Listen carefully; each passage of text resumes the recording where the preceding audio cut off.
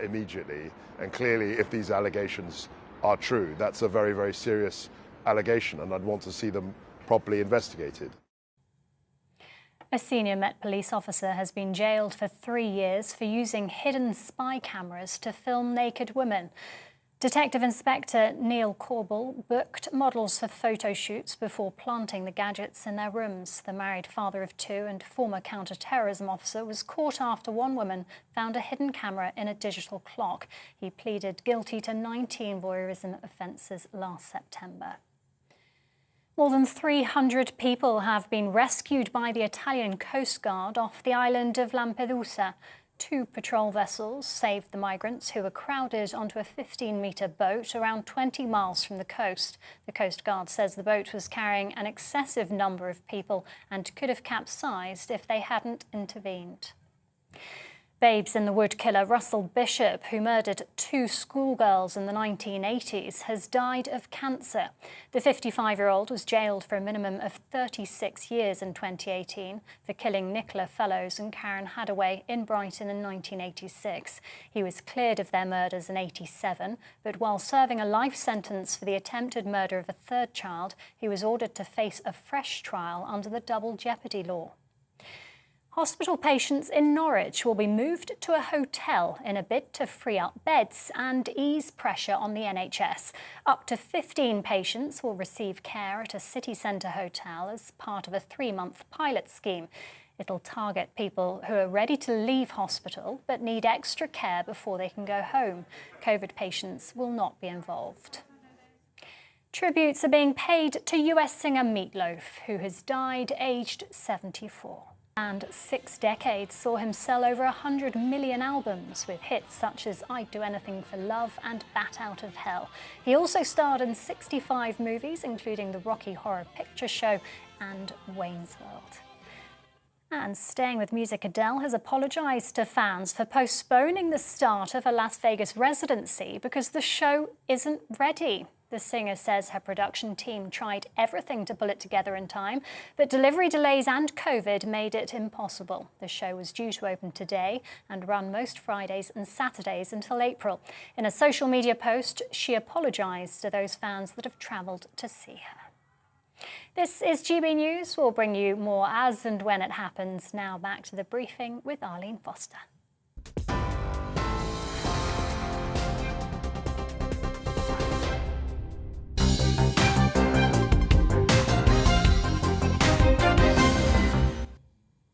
So a defiant Boris Johnson is clinging on to power, insisting that he won't quit even if his enemies in the Tory party trigger a vote of no confidence on his leadership. The Prime Minister is determined to fight back, boosted by an apparent split among the Tory plotters on when to launch their coup and on who should succeed him. And his allies believe that the defection of the Bury South MP, Christian Wakeford, might have actually got him the support of some Conservative backbenchers. Joining me now to discuss this is the Minister of State for Northern Ireland, Conor Burns. Conor, you're very welcome to the programme. Thank you so much for giving me your time. I know this is a constituency day and it's a busy day, so I really do appreciate you coming on. I suppose the Prime Minister has never been a run-of-the-mill MP, Conor. That's why people are attracted to him. That's why he was able to gain that huge majority. But we're in a perilous place now, are we not? Well, look, firstly, Arlene, it's great to see you and good to be here. And it's a delight to be back here in Bournemouth. And I've had a couple of great visits this morning to constituents and a wonderful visit to a school, talking to young people about their priorities of what they want us to be doing for them to give them a better Britain to inherit. Look, it's been a difficult week. There's no point in pretending otherwise. But the Prime Minister was very clear when he came to the House of Commons last week. He apologised. He said that in retrospect, he wishes he'd ordered everybody to go back inside.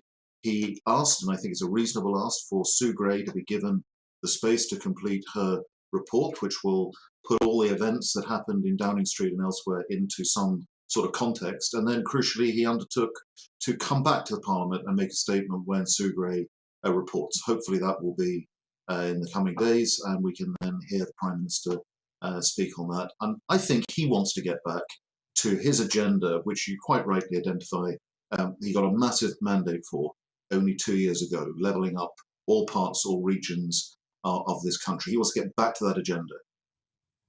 So, Conor, what does he need to do now, in your opinion? Obviously, there's been a lot of noise around red wall seats and these new intake in 2019 making a lot of noise. What does Boris need to do to steady the ship?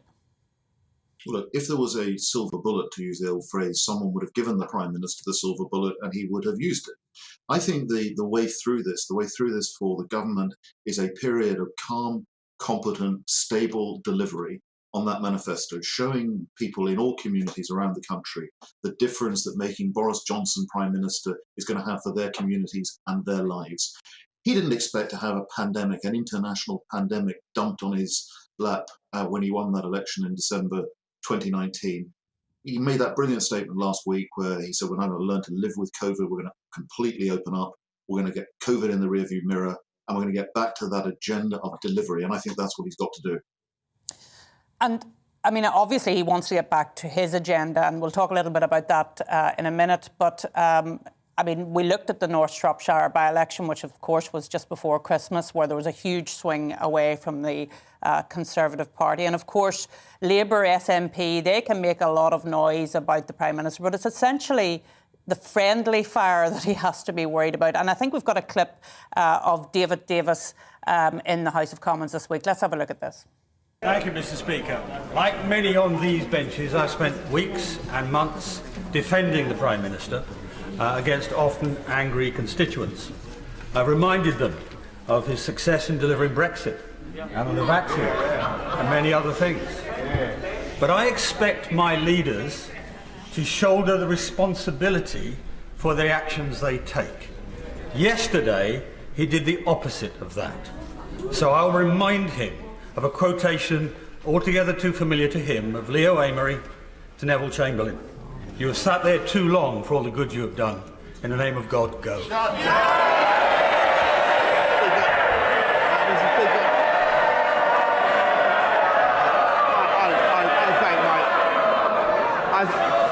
Order. Prime Minister.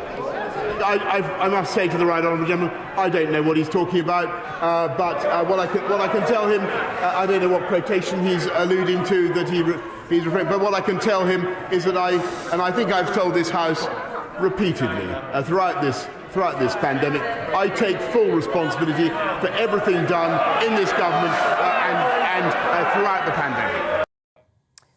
So, Conor, what was your assessment of that? Because I personally myself thought that he was doing quite well in PMQs against Keir Starmer, who I thought missed an open goal, and very silly man to go on and on about Partygate and not actually deal with some of the huge issues that there are at the moment, not least Russia and Ukraine.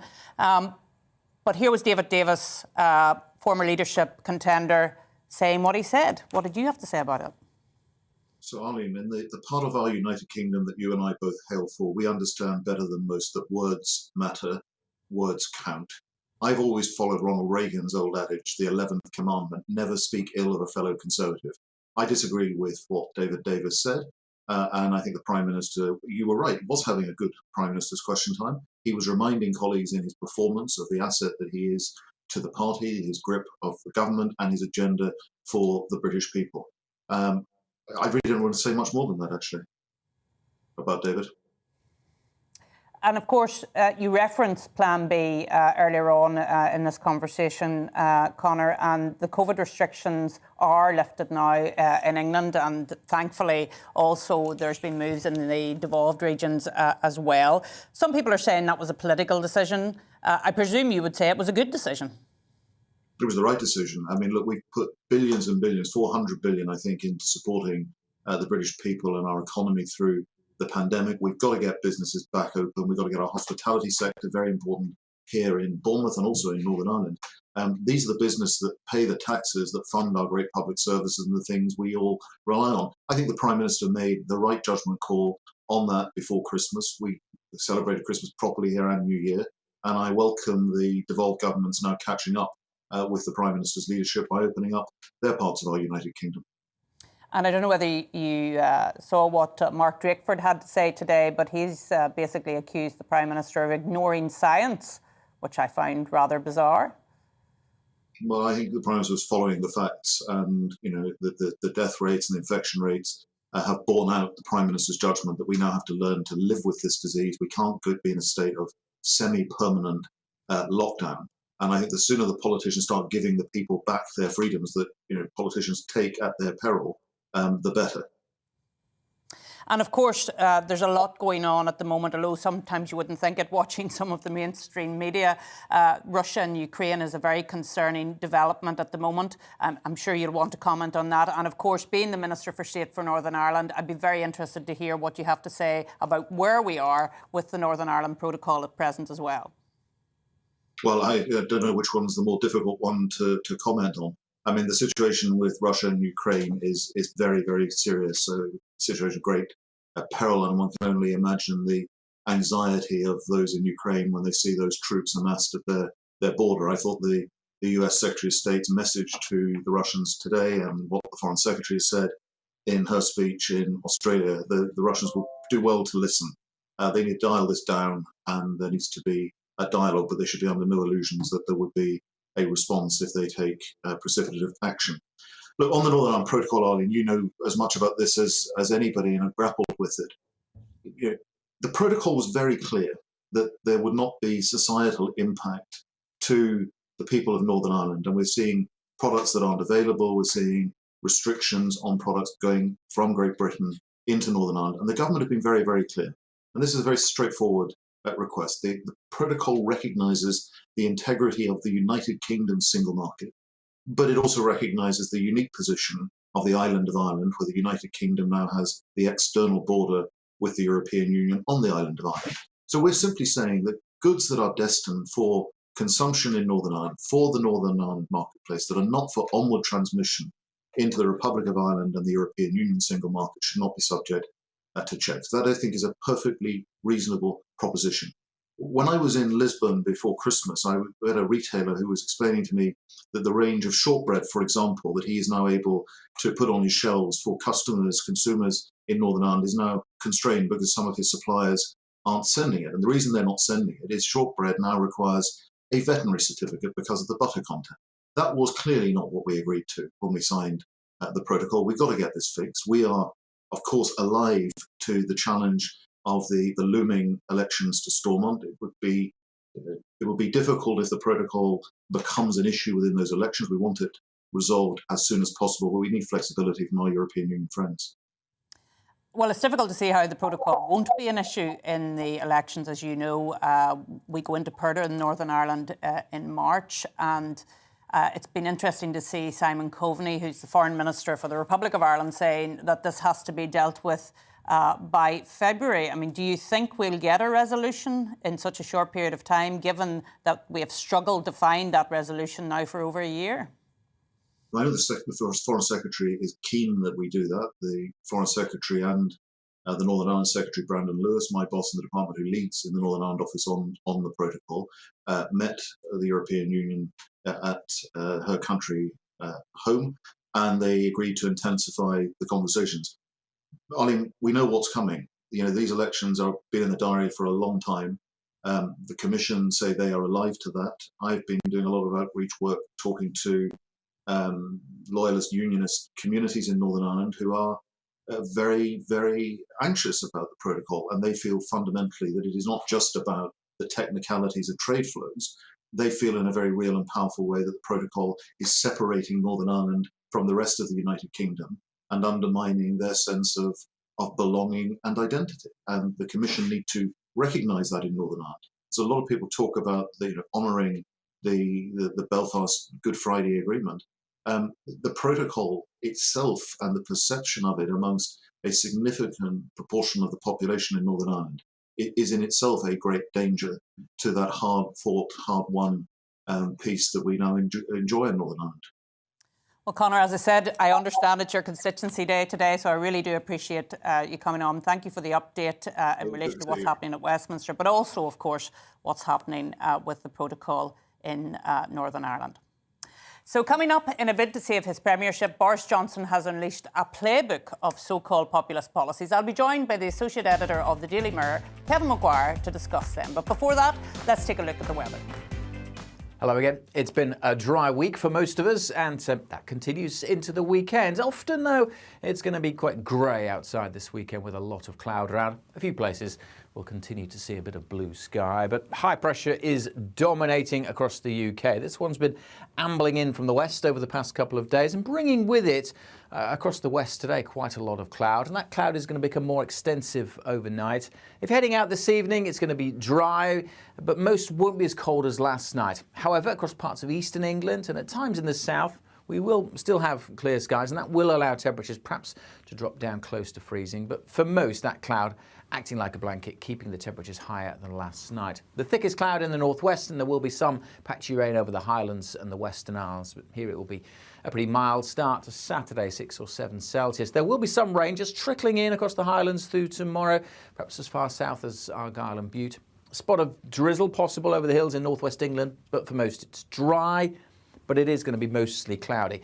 Eastern England, parts of the south, northeast Scotland favoured for some breaks in the cloud. And if we see some sunshine in the far northeast, 11, 12 degrees is possible, generally 8 or 9 the top temperature, so a little milder than today. During Saturday evening, again, where we've got a few breaks in the cloud, there could be some pockets of frost, but most will just stay dry and cloudy, and that will keep the temperatures up. We'll keep a brisk breeze blowing throughout the weekend across the northwest. If anything, it's going to strengthen further during Sunday. But again, apart from a bit of drizzle here and there, most places will be dry. And again, a few breaks likely in the clouds, so could see some sunny spells during Sunday, but for most, just expect dry and cloudy. And temperatures, again, generally 6, 7, maybe 8 degrees Celsius. Top temperature probably in the northwest with a brisk breeze here, 10 or 11 Celsius. High pressure promising to keep things dry for most of us well into next week.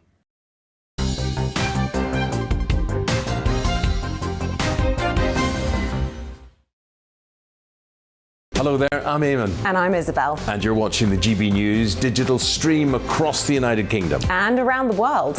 If you're here in the UK, you can also watch us on your TV screen. GB News is Freeview channel 236. On Sky, we're channel 515. 626 on Virgin Media. Just remember, you might need to retune your TV to watch the channel. Yeah, and if you are doing that, find out more about retuning by going to gbnews.uk.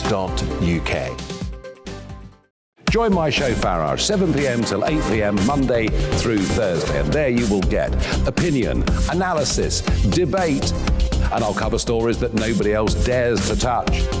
And then for the last 15 minutes, talking pints. We're over a drink.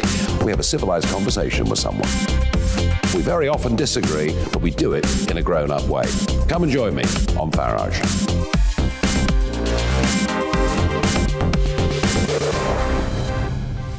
I'm Dan Wootton. Join me Monday to Thursday from 9 to 11 for the feistiest and most fun news debate on TV, where free speech reigns. I'll bring you a sharp take on the day's biggest stories, bombshell newsmaker interviews, and A-list guests. And I guarantee you, no spin, no bias, no censorship, and no reason to go to bed. That's Dan Wootton Tonight, Monday to Thursdays from 9 on GB News. Hello there, I'm Eamon Holmes. And I'm Isabel Webster. And we hope you can join us for Breakfast with Eamon and Isabel. You make me laugh out loud, belly laugh. Is that important first thing in the morning? Yeah, absolutely. And there's me trying to be deadly serious. News is a serious business. Yeah, I have to rein you in sometimes. Well, it doesn't stop us laughing at it. It doesn't stop us having an opinion on what's going on. Yeah. And it certainly will not stop us reflecting what you think. Weekdays from 6 to 9:30 on GB News. My name is Andrew Doyle. Join me every Sunday evening at 7 p.m. for Free Speech Nation. This is a show where we address current affairs and news stories of the week with the help of two wonderful comedian panellists. I brought in comics because I want to give it a lighter edge, and also they work for less. See you there.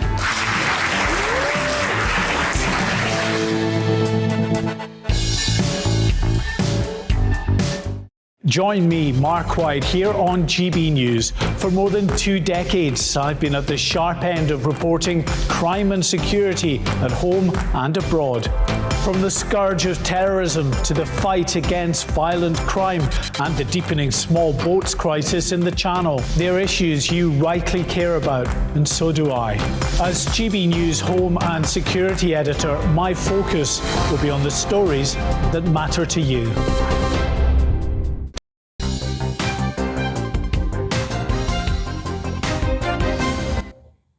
Welcome back. Ministers are setting out a flurry of policies under the title Operation Red Meat, designed to give Boris Johnson's popularity a boost as he faces continued anger over Partygate allegations. The Prime Minister has already apologised for personally attending a Bring Your Own Booze party in the Downing Street Garden in May 2020 during the first coronavirus lockdown. However, in the wake of the Christian Wakeford defection to the Labour Party, it appears that the heat has been slightly taken off the Prime Minister for at least the next couple of days. Joining me now is Associate Editor of the Daily Mirror, Kevin McQuire. Well, Kevin, it's been quite the week. I said that last week, of course, and I'm saying it again this week. What's your take on what happened this week? Yeah, next week, Arlene, you'll probably be saying the same if the Sue Gray report comes out. No, it's an extraordinary period in politics where the Prime Minister's survival or a breathing space for several days is greeted with joy in Downing Street, because he remains in serious trouble. And Conor Burns, Northern Ireland Minister there just before the break, was talking about, well, need a period of calm, confidence and stability. That isn't Boris Johnson.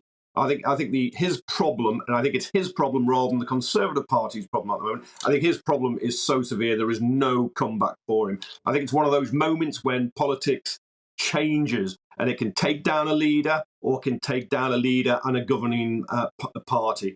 And I think that's playing on the minds of a lot of Conservative MPs. And you're seeing there is a revolt by some of the younger MPs, the 29 Red Wallers.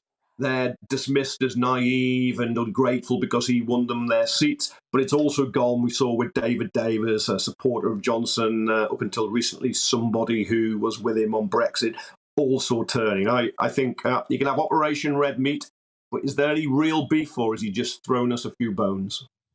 Yeah, and we just watched the David Davis clip there before you came on when Conor Burns was with us. And, of course, there's been some new allegations towards the end of the week from William Ragg. Now, William Ragg had already put in his letter and said that the Prime Minister should go. But these allegations of intimidation and blackmail are quite something. I think we can see those now on the programme. It is not their function to breach the ministerial code in threatening to withdraw investments from Members of Parliament's constituencies which are funded from the public purse. Reports to me and others of members of staff at number 10 Downing Street, special advisers, government ministers and others encouraging the publication of stories in the press seeking to embarrass those who they suspect of lacking confidence in the Prime Minister is similarly unacceptable. Well, that's quite something. What did you make of that, Kevin?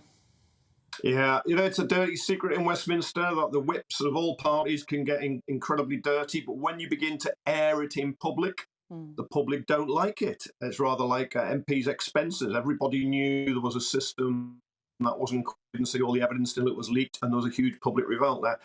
Of course, Downing Street is saying, and Boris Johnson himself saying, no evidence of this.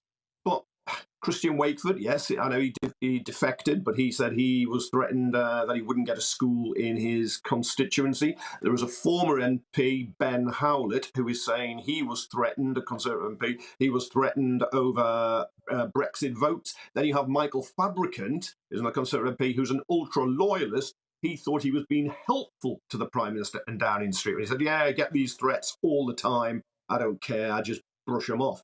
People don't like it because it just undermines the whole democratic system, in that if an MP has to be so loyal, becomes a toady in order to get for their constituency improvements in public services, then voters won't like that because they also want MPs to be independent-minded, be able to speak the truth, say what they think. I think it's a sign of almost a perfect storm engulfing Boris Johnson. When you get this allegation on top of all the party allegations, and his defence now is, look, I'm not a liar, I'm just a fool, I was stupid, I didn't realise drink and food at the height of lockdown meant it was a party.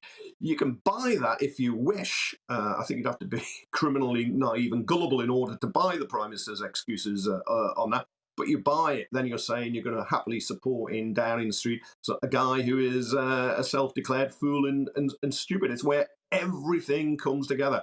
And the policies they're announcing on migrants, on the BBC licence fee, on COVID, you can support them or criticise them. But I think when they're linked to Boris Johnson now, public support goes down for him. Labour had this problem under Jeremy Corbyn. The public would say they would like a policy, say, on renationalising rail or raising taxes on those with higher incomes. But the minute they were linked to Jeremy Corbyn, because he was unpopular, support for those policies went down. And I think this is just one of those great dilemmas confronting the Conservative Party. Do they stick with a past winner who is now a liability and a loser, or do they gamble on a fresh face to say, look, we've changed, we're a new, improved Conservative Party, you can trust us again, vote for Rishi Sunak, Liz Truss, or whoever it is? Well, as I said to Conor Burns earlier on, I mean, he's never been a normal run-of-the-mill MP, and that's what appealed to people, actually, and that's why people wanted to vote for him. But I noticed just a few minutes ago, Claire Coutinho, who I think is a Treasury Minister, has tweeted out that the whips can't defend themselves, but there's been more money sent to the Bury South constituency than ever under Labour, and that indeed £20 million for levelling up was announced in October. So she's pushing back on the narrative there in relation to the whips, Kevin. Probably quite rightly, Arlene, but I'd like to see an analysis of those figures, given that Bury South will have just been hit hard by the cut in universal credit, the £20 a week uplift, which, incidentally, Christian Wakeford voted for at the time, and I do think he should stand in a by-election. I've always thought that about any MP who leaves a party or defects. But given the increases in spending on public services under Labour, particularly on the NHS and on education, I think that Treasury Minister and her maths may not stand up to full scrutiny. Well, I'm sure she'd have something to say about that, Kevin. But listen, thank you very much for joining me this afternoon. Okay, thank you, Arlene. Still to come, we'll speak to an expert on Eastern Europe to find out what could happen if tensions continue to escalate between Russia and Ukraine. But first, here's Rhiannon Jones with your news headlines.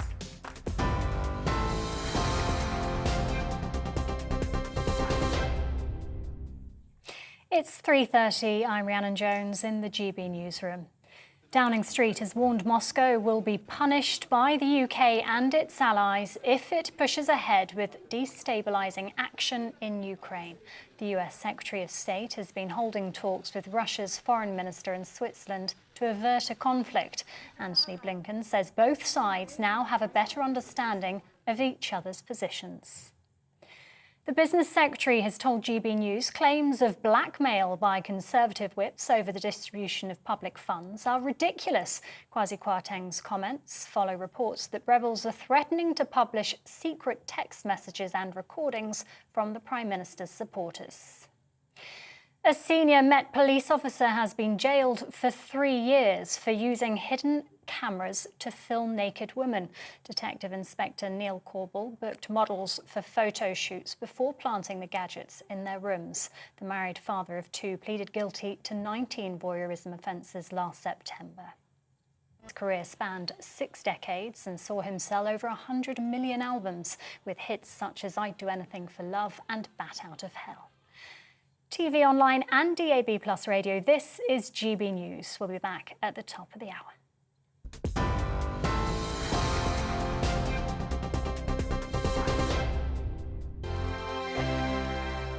Hello there, I'm Eamon. And I'm Isabel. And you're watching the GB News digital stream across the United Kingdom. And around the world. If you're here in the UK, you can also watch us on your TV screen. GB News is Freeview channel 236. On Sky, we're channel 515. 626 on Virgin Media. Just remember, you might need to retune your TV to watch the channel. Yeah, and if you are doing that, find out more about retuning by going to gbnews.uk. Join my show Farrar, 7 p.m. till 8 p.m. Monday through Thursday. And there you will get opinion, analysis, debate, and I'll cover stories that nobody else dares to touch. And then for the last 15 minutes, Talking Pints. We're over a drink. We have a civilised conversation with someone. We very often disagree, but we do it in a grown-up way. Come and join me on Farage.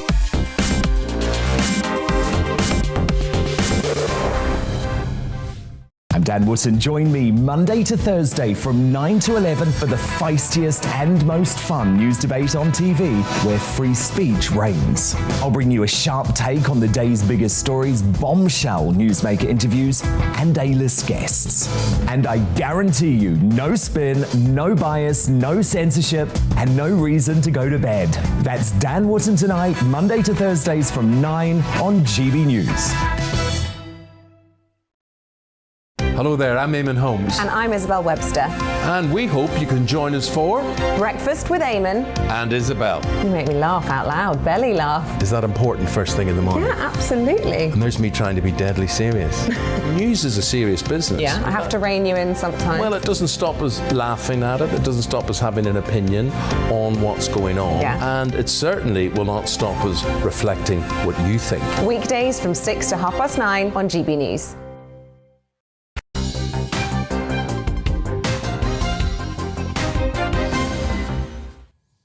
Welcome back to the briefing with me, Arlene Foster. So US President Joe Biden has said that he thinks his Russian counterpart, Vladimir Putin, will move in on Ukraine, but does not want full-blown war. On Wednesday, he told a news conference that Mr. Putin would pay a serious and dear price for invading, but indicated a minor incursion might be treated differently. The White House later stressed that any Russian military move would be met with a swift, severe response from the West. So how close are we to war, and what will the consequences of a Russian invasion of the Ukraine be? I'm delighted to be joined again by the Eastern European expert, Sergei Seleny. Sergei, it's good to see you again. Thank you for joining me today. We've heard from a number of people today. The Deputy Foreign Minister in Geneva said that Russia is not afraid of anyone, not even the US. Where are we in all of this? This seems to be a ramping up of what's going on there. Thank you for inviting me. The situation is really pretty severe, and even the signals from the West are pretty of different nature. Like in Ukraine, the sayings of President Biden about the minor incursion, or about like there may be something that Vladimir Putin will do with Ukraine. They were seen with. At least without understanding, we need to understand that Ukraine is already in war with Russia for the last 7 years. A lot of Ukrainian soldiers have died. Russia continues to occupy territories of Ukraine. And now to say that some minor steps would have very soft consequences is practically an invitation for Russia to intervene.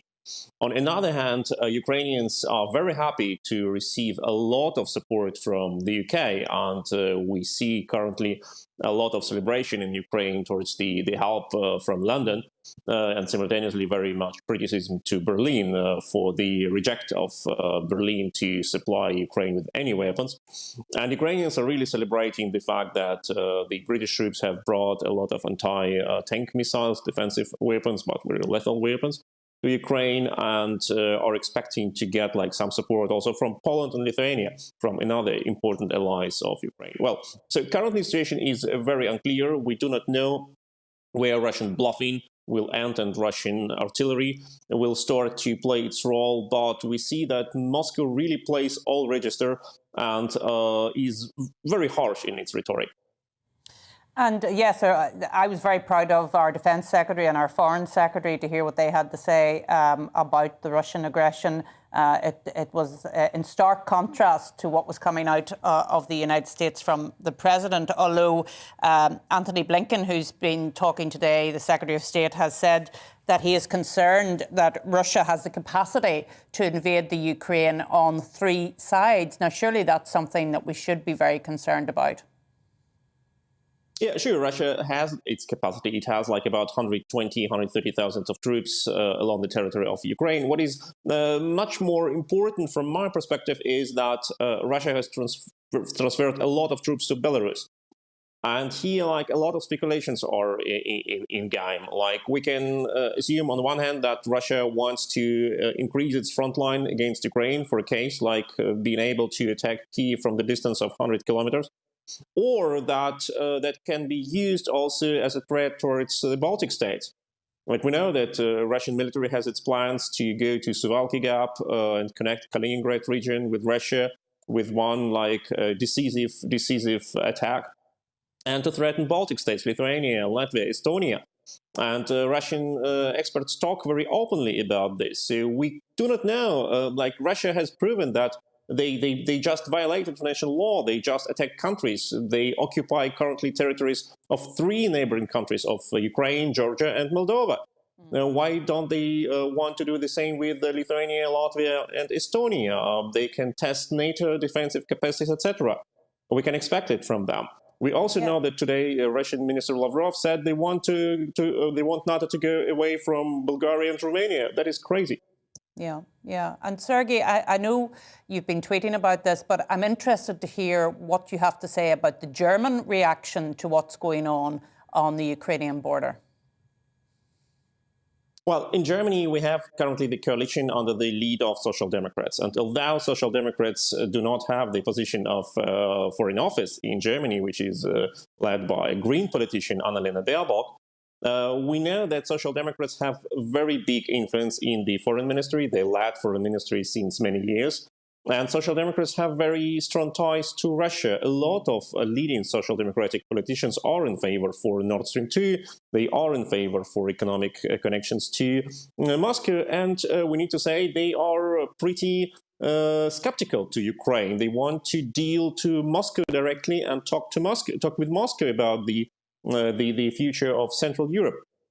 And yes, now Germany does not supply Ukraine with arms. Germany wants to find a compromise with Moscow, but and that is very important. That a lot of German scholars already urge German government to stop to follow this wrong and dangerous path of trying to find a compromise in a game where the aggressor doesn't look for any compromise and only uses these talks as a field to increase its aggression and its pressure against the victim. And the victim is Ukraine. It's not Ukraine who started this war. It is Russia. It is Russia who continues the war. And it is Russia who uses German German will to find a compromise as a leverage against Ukraine and against freedom. And just finally, and very briefly, Sergei, if Russia does decide to attack and invade, say, Donetsk, for example, what do you think NATO will do, given what has been said by President Biden? Well, we do not know. We do not know. Ukrainians and me personally, as a German, we hope that that NATO will decisively respond. But I'm afraid the response will come from the very concrete national governments like the United Kingdom, like Lithuania, like Poland, and not from the whole NATO, where such countries like Germany or France are still dominating in Europe, who have like absolutely no idea what they deal with and how dangerous it is. Yeah, well, Sergei, thank you again for joining us, and I'm sure we'll be speaking again, unfortunately, in the next couple of weeks about the ongoing problems there. So as COVID regulations in Northern Ireland are being relaxed just 5 weeks after the tightening of the rules there, our Northern Ireland reporter Dougie Beattie has spent the day in Lisburn, in Lagan Valley, gauging the opinion of the locals.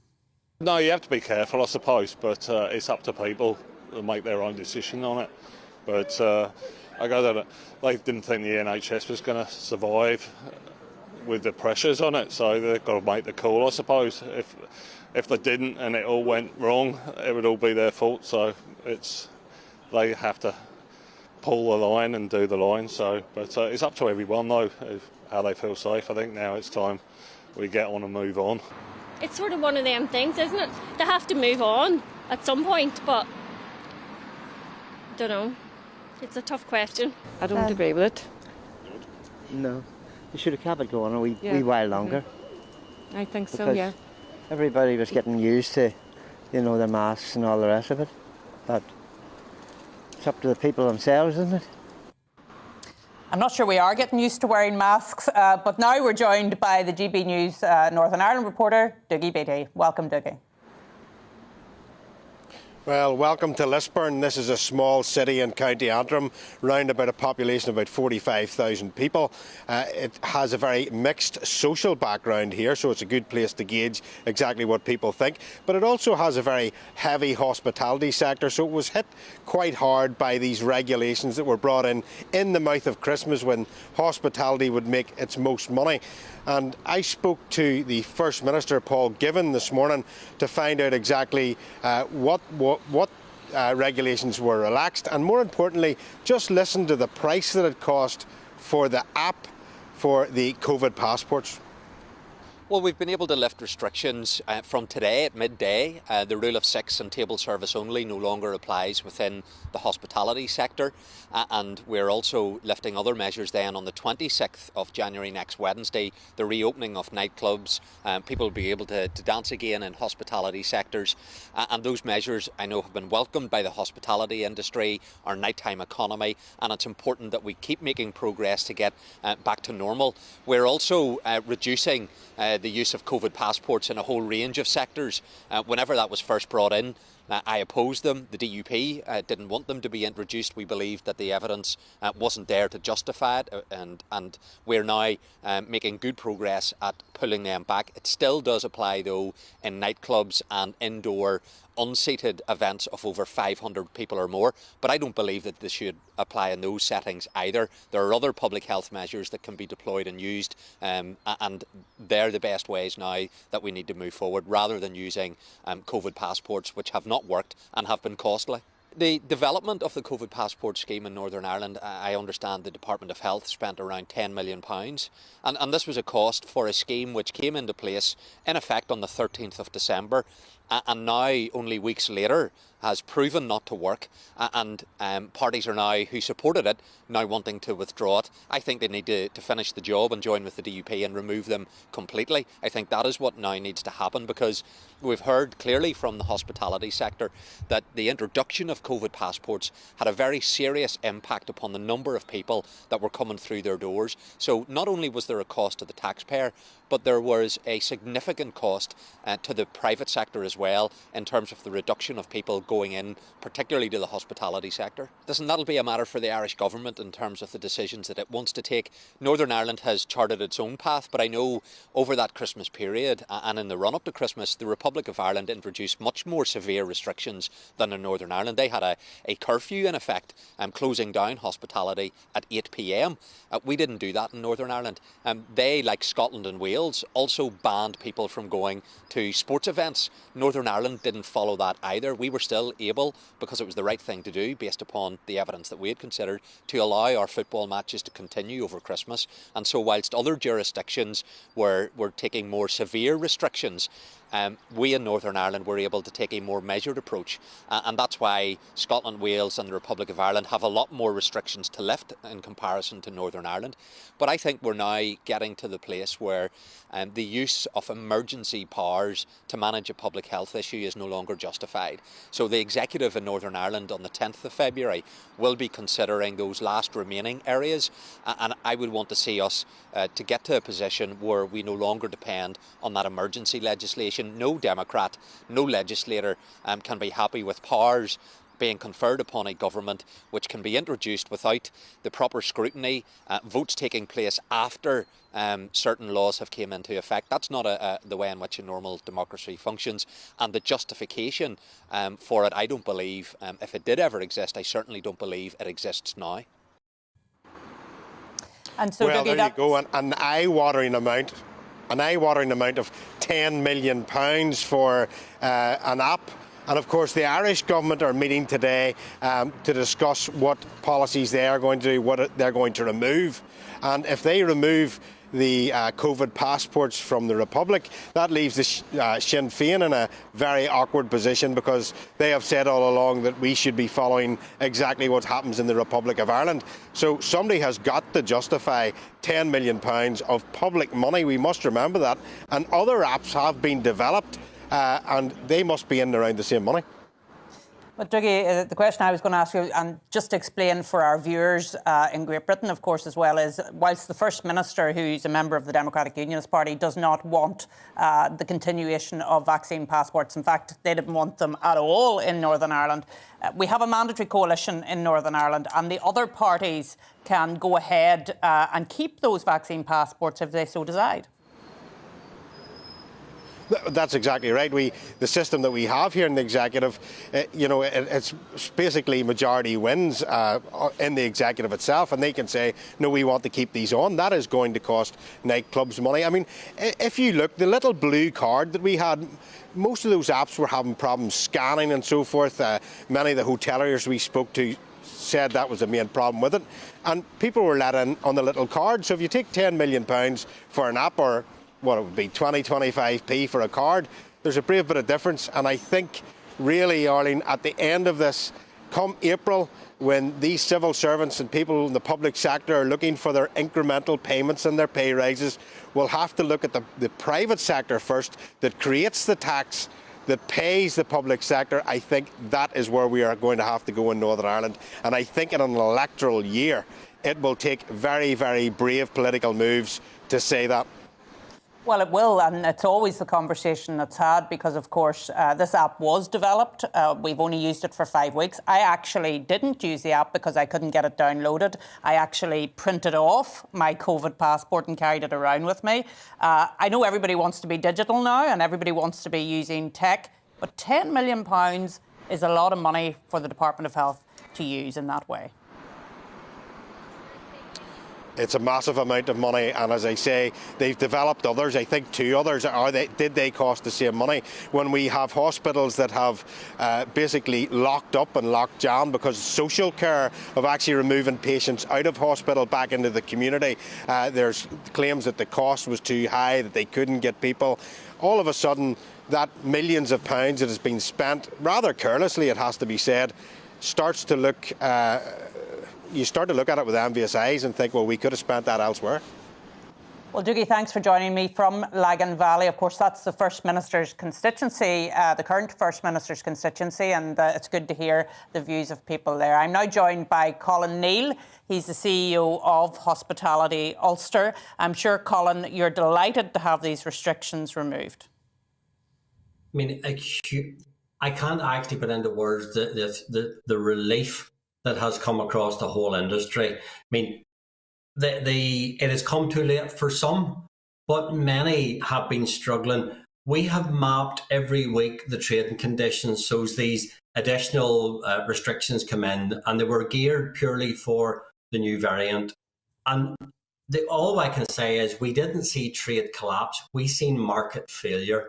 Yeah. We had 1 in 2 trading below 50% of the normal, and 1 in 4 trading below 70%.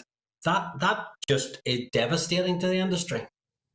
Yeah, and Colin, we've often talked about this, you and I, about the proportionality piece that's in the legislation to make sure that we only put in regulation that are needed, essentially, to protect people's health. But that is to take into account the economy and the fact that people need to be out and about making money, because of course if you can't make money and if you can't grow the economy, then that has an impact on people's health as well. Do you think, looking back now over everything that has happened in Northern Ireland, and of course I was in government for part of that time, that we got that right, that balance? Look, I really do appreciate that politics is a balance between lives and livelihoods when it came to COVID. And we won't always get things right, but it's about quickly altering those. I think the system of engagement has been flawed because, I respect the government has all the health experts. I have no health qualification whatsoever, but I know an awful lot about hospitality, and I know an awful lot of people who know an awful lot. And if they came to us and says, here's what we need to achieve, we could have come around and said, okay, well, here's how we do that with the minimum damage. That didn't happen. So we have really damaged the industry far more than it needed. And look, the current regulations, we've only lost some of them. As your correspondent says, we still have COVID passes for nightclubs. We still have nightclubs closed. We still have track and trace in place. And look, those were based on the new variant. So the modelling hasn't come to pass. So why have we still got them? Well, I have to say that's a very good question, Colin, because, of course, I was never really a supporter of vaccine passports anyway. I would have thought people taking a lateral flow test would have shown whether people had COVID at that particular point in time or not, would have been a more effective way of dealing with the issue. But the COVID passes are still here, as you say, for large events and what have you. But I just wanted to talk to you because I've realised, speaking to people in the industry, that whilst COVID has been really devastating for them and the regulations that came out of COVID, there are other pressures on our hospitality industry as well. Just tell our viewers what those are.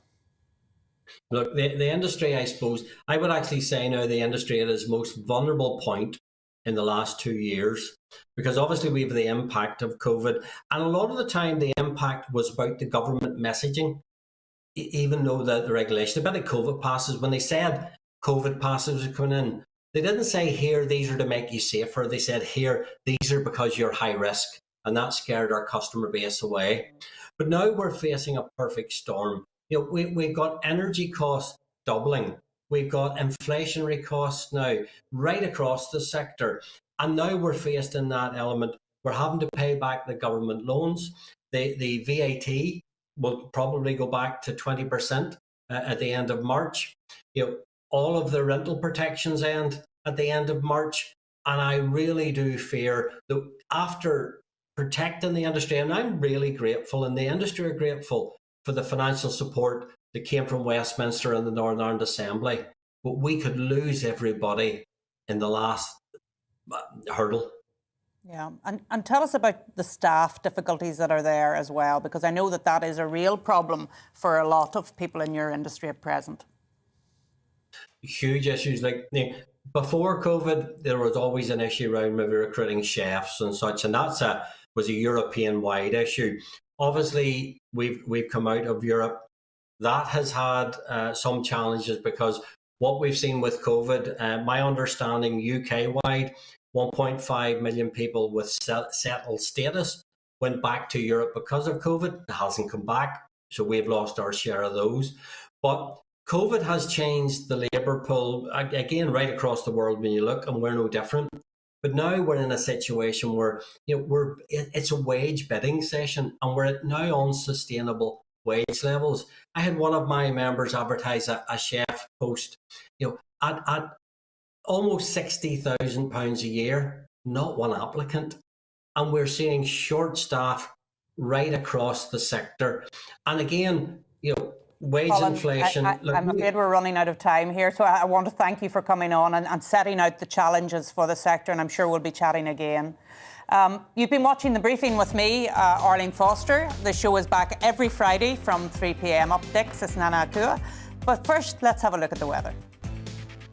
Hello again. It's been a dry week for most of us, and that continues into the weekend. Often, though, it's going to be quite grey outside this weekend with a lot of cloud around. A few places we'll continue to see a bit of blue sky, but high pressure is dominating across the UK. This one's been ambling in from the west over the past couple of days and bringing with it across the west today quite a lot of cloud, and that cloud is going to become more extensive overnight.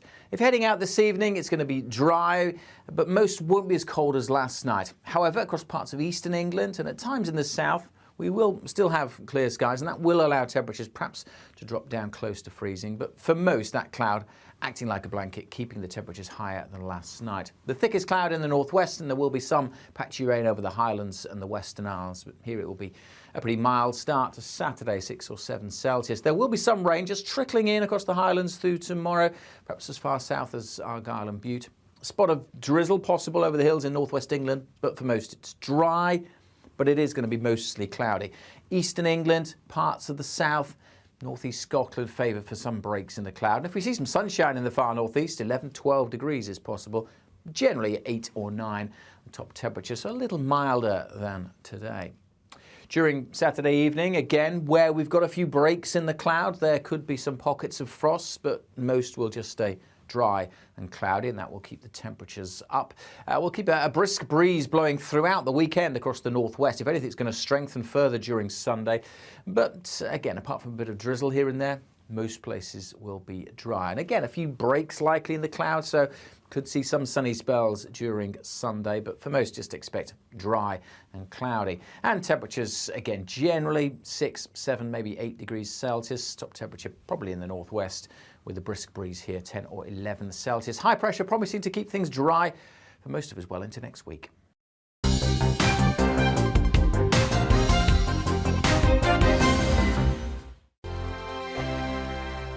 Hello there, I'm Eamon. And I'm Isabel. And you're watching the GB News digital stream across the United Kingdom. And around the world. If you're here in the UK, you can also watch us on your TV screen. GB News is Freeview channel 236. On Sky, we're channel 515. 626 on Virgin Media. Just remember, you might need to retune your TV to watch the channel. Yeah, and if you are doing that, find out more about retuning by going to gbnews.uk. Join my show Farage, 7 p.m. till 8 p.m. Monday through Thursday. And there you will get opinion, analysis, debate, and I'll cover stories that nobody else dares to touch. And then for the last 15 minutes, talking pints. We're over a drink.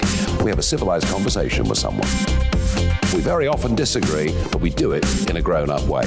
Come and join me on Farage.